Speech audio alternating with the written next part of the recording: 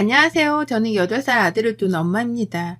결혼한 지도 벌써 횟수로 11년이 되었네요. 시간이 참 빨리 갔는데 요즘은 시간이 참 더디게만 가는 것 같아요. 저는 지금 너무 힘들고 불행하거든요.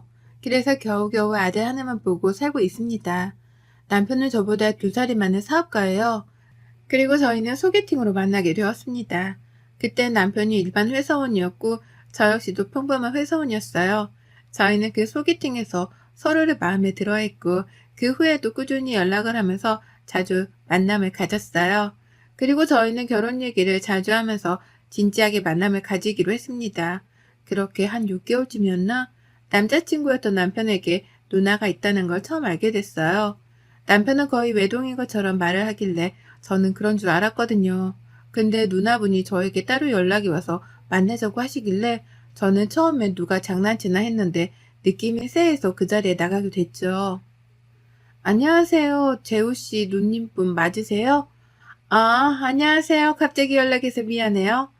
아니에요. 저는 괜찮아요. 누나가 있다는 말을 들은 적이 없어서 처음엔 좀 당황스러웠는데 지금 보니까 재우씨가 누님을 많이 닮은 것 같아요. 원래 밖에서도 아는 척 안 하고 살아요. 아니, 거의 연을 끊었다 하는 게 맞는 것 같네요. 제가 만나자고 한 거 걔한테 말 안 했죠? 만나러 오기 전에 저한테 남동생에게 만나는 거 비밀로 해달라고 누나분이 따로 부탁했었어요. 그래서 저는 알겠다고 하고 만나러 갔습니다. 내가 하는 말 지금부터 믿고 안 믿고는 그쪽 마음인데 나는 믿어줬으면 좋겠어요. 내 동생, 아니 그 새끼랑 헤어지세요. 네?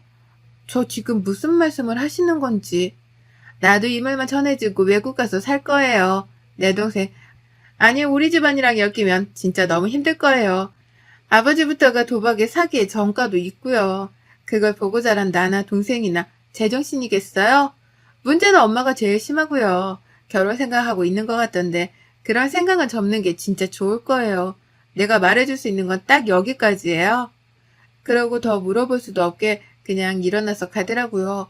진짜 너무 황당했어요.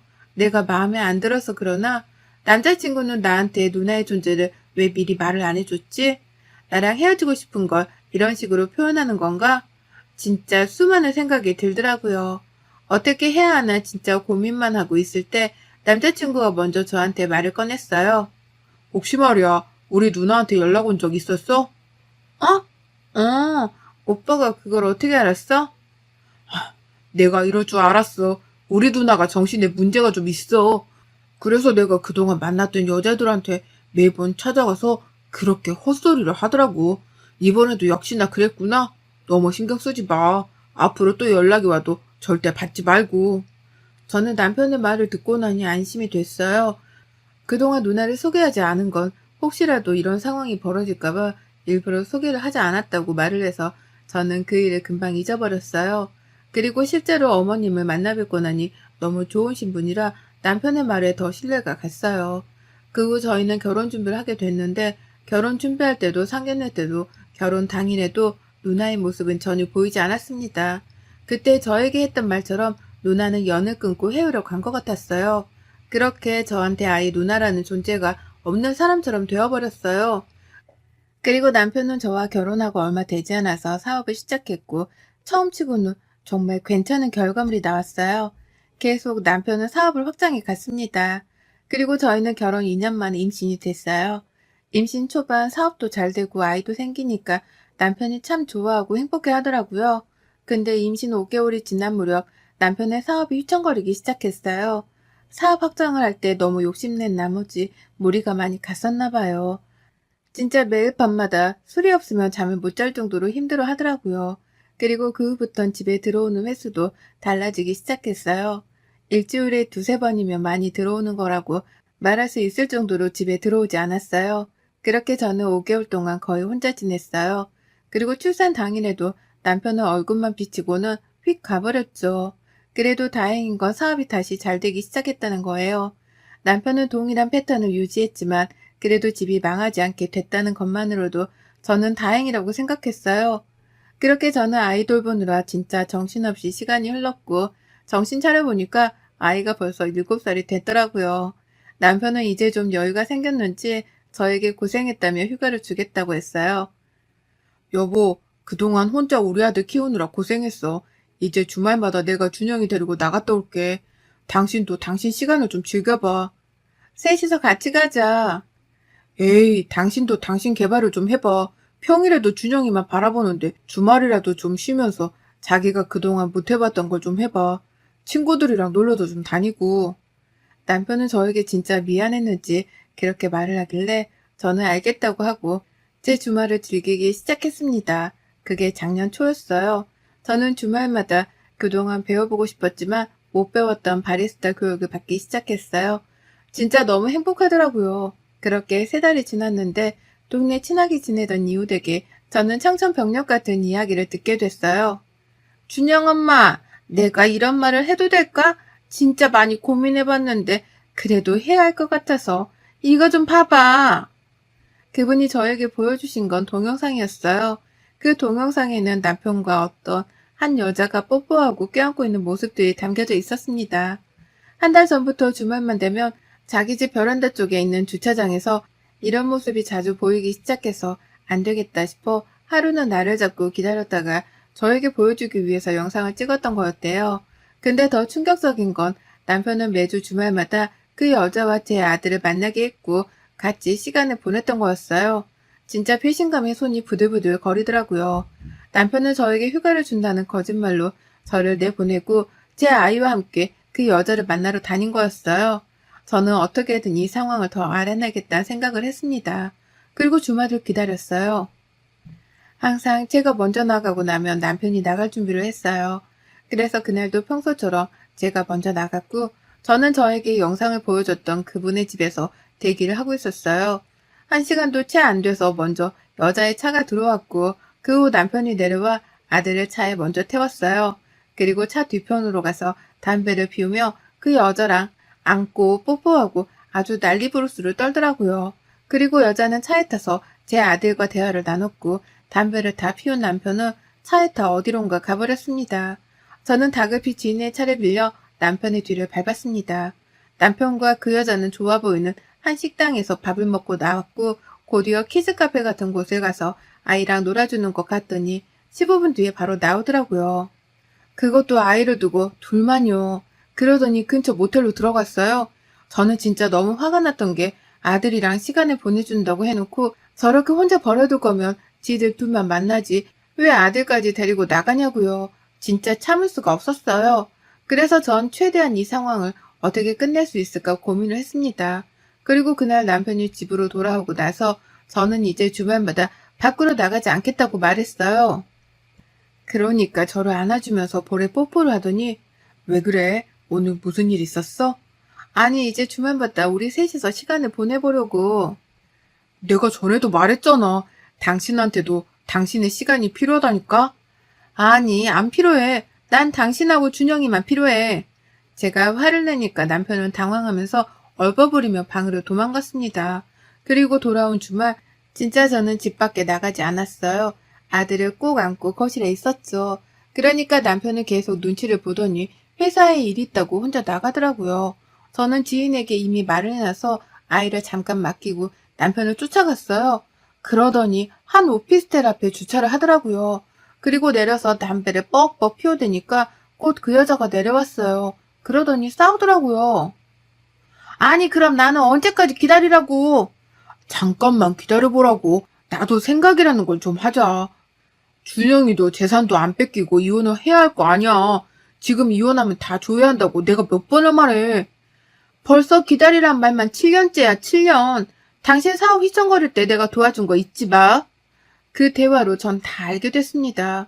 남편과 그 여자는 제가 임신을 했을 때부터 만남을 가지고 있었고 더 황당한 건 그 후에 벌어졌어요. 오늘 저녁 어머님이랑 같이 저녁하기로 했는데 준영이 안 데리고 온 거 뭐라고 할 거야 진짜? 엄마는 언제든지 만날 수 있으니까 신경 쓰지 마 자기야. 아니 나는 준영이랑 잘 지내는 모습 보여드리고 싶었단 말이야. 시어머니도 다 알고 있었던 것입니다. 남편이 바람을 피우고 있다는 사실을 말이에요. 7년 동안 저만 바보였고 호구였어요. 진짜 너무 화가 나는데 손과 발이 떨려서 아무것도 못하겠더라고요. 그들이 오피스텔로 올라갔고 저는 한참을 기다렸어요. 시어머님하고 약속했던 시간이 됐는지 주차장으로 내려왔고 저는 또 따라갔어요. 그리고 밥을 먹기 시작한 후에 저는 세 사람에게 다가갔습니다. 참 맛있는 거 드시네요들. 다들 귀신이라도 본 것처럼 기겁을 하길래 귀신이라도 보셨나 봐요. 네가 왜 여기에 있어? 나도 밥 먹으러 온 건데 뭐가 문제 있어? 너 나와라.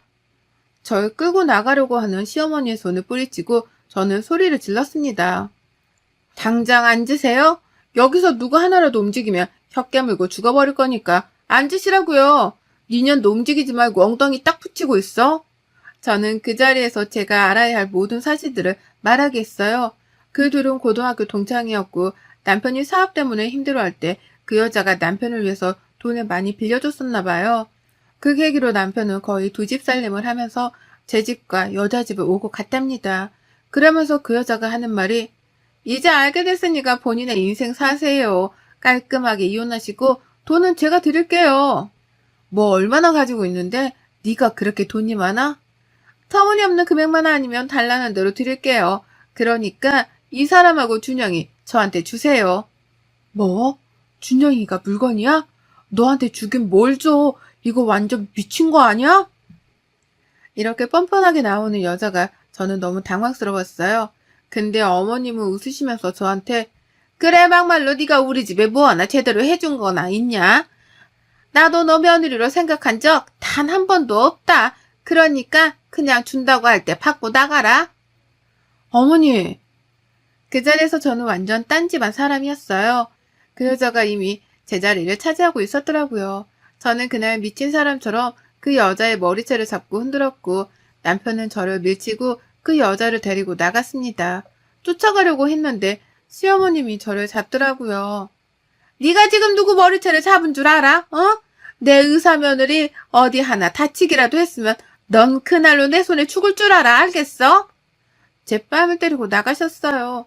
그렇게 저는 혼자 남겨져 펑펑 울었고 운전도 못할 정도로 몸에 힘이 다 빠져버려서 지인분이 데리러 와주셨어요. 그날은 그 집에서 아이랑 같이 잠을 자고 갔습니다. 그리고 저는 절대 이혼을 해주지 않겠다고 결심했어요.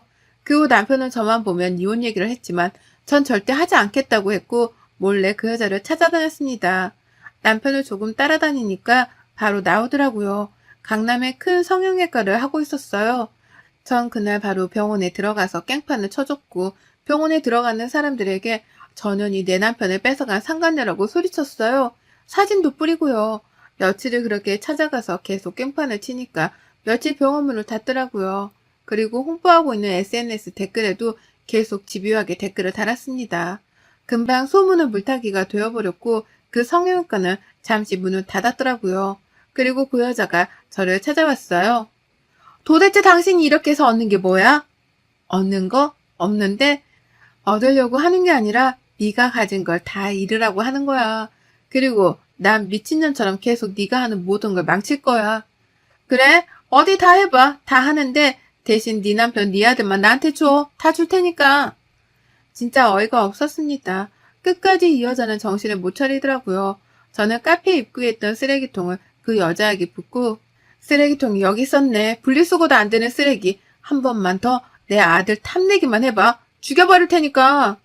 저는 소송을 진행하면서 알게 됐어요. 그 여자가 제 아들한테 집착한 이유요. 그 여자는 사고로 불임이 되었고 아예 아이를 못 가진다고 하니까 제 아이에게 병적으로 집착을 한 거였더라고요. 그래서 남편도 저에게 함부로 이혼소송을 못했던 거였어요. 이혼소송을 하게 되면 분명 아이는 제 쪽으로 오게 될 거고 또 재산도 위자료도 줘야 했을 테니까요. 저는 그래서 그때 남편에게 이혼소송을 걸었습니다. 재산분할 신청까지 모조리 다 걸었어요.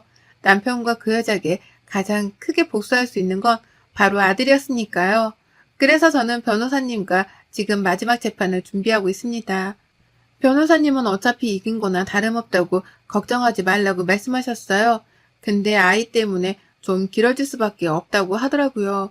남편은 그 후에 거래처한테 사기를 당해서 사업도 계속 빨간불이 들어왔고 점점 망하고 있는 것 같았어요. 다행인 건 아직 저한테 올 재산이 좀 있어서 아마 그것까지 주고 나면 남편은 회사를 살리기 정말 힘들 거예요. 그래서 시어머니한테 연락이 엄청 왔는데 다 씹어줬어요. 그리고 더 웃긴 건 그 여자가 남편한테 줬던 돈들이 다 대출로 받은 거여서 영업을 못하고 있는 지금 완전 적자라고 하더라고요. 그래서 저한테 남편이랑 시어머님이 그렇게 찾아왔었나 봐요. 전 끝까지 무시를 해줬습니다. 그러니까 제 집 앞에서 무릎을 꿇고 혜미야 제발 문 좀 열어줘라. 얘기 좀 잠깐 하게. 여보 안에 있는 거 다 알아. 준영이 얼굴만 보고 갈게. 라면서 빌더라고요. 그래서 저는 경찰에 신고를 했죠. 아들 이름 한 번만 더 팔아제끼면 다신 못 보게 해줄 테니까 각오해. 제 말을 듣고 경찰분한테 끌려가는 뒷모습이 되게 처량해 보이더라고요. 진짜 다행이라고 생각해요. 같이 살 때 망한 게 아니라 이렇게 헤어지기 직전에 이런 일이 터져줘서 말이에요. 앞으로도 그 세 사람 모두 지옥 같은 곳에서 나오지 못했으면 좋겠어요. 저는 앞으로도 그 여자 SNS건 그 여자 사업장이던 계속 방해하려고요. 기어 나오면 다시, 또 기어 나오면 다시요. 나름 성형적으로 방송도 했던 여자라서 또 TV에 기어 나오면 전 전국적으로 이걸 퍼뜨릴 생각이에요. 아주 흥미진진해서 얼른 그년이 TV에 나와줬으면 좋겠어요. 그리고 이혼소송 중 누나분과 연락이 닿게 되었어요. 그러면서 저한테 응원을 해주시더라고요. 그 집의 총상은 진짜 언니분 한 명이었어요. 예전부터 남편은 한 여자한테 정착을 못했고 그걸 알면서도 시어머님은 항상 사고치는 아들을 품고 살았대요. 그래서 저를 많이 걱정해서 찾아오신 거였더라고요. 그런데 제대로 말을 못해서 미안하다고 사과했어요. 미안해요. 그때 내가 더 강하게 말했어야 했는데 그래도 동생이라고 끝까지 말은 못하겠더라고요.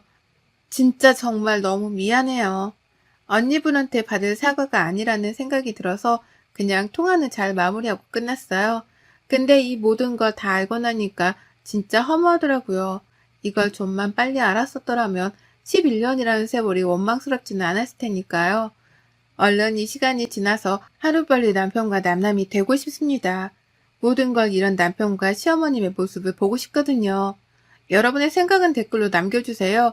오늘도 시청해 주셔서 정말 감사합니다.